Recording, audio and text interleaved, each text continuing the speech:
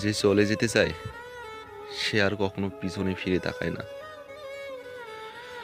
তুমি তাকে তোমার শত ভালোবাসা দেখিয়েও তাকে আর মানাতে পারবে না। তখন সে যেন একটা ব্যস্ত ঘড়ির কাঁটার মতো হয়ে যায়, যেটা কখনো আর পিছন ফিরে তাকায় না, চাইলেও আর তাকায় না। ঠিক যেটা আমার সঙ্গে ঘটেছে। আই লাভ ইউ এই তিনটি শব্দ বলা খুব সহজ, কিন্তু সেটা পালন করার ক্ষমতা হয়তো সবার মধ্যে থাকে না।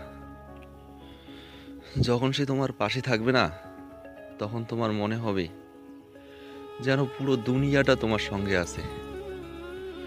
কিন্তু যখন সে তোমাকে ছেড়ে দেওয়ার কথা বলবে না, বিশ্বাস করো, তখন মনে হবে পুরো দুনিয়াটা হয়তো তোমার সঙ্গে আর নেই। কেউ তোমাকে কথা বলতে চায় না, কেউ তোমাকে ভালোবাসে না, কেউ তোমার কথা শুনতেও চায় না। তখন তুমি তাকে তোমার হাজারো বিশ্বাস ভরা কথা বললেও সে কখনো আর তোমার কথা শুনতে চাইবে না। ওই জন্য আগেই বলেছিলাম, যে যখন যেতে চায় সে আর কখনো পিছন ফিরে তাকায় না। সে খুব ভালোভাবে জানে যে তুমি তাকে কতটা ভালোবাসো, এমনকি সেও তোমাকে অনেকটা ভালোবাসে।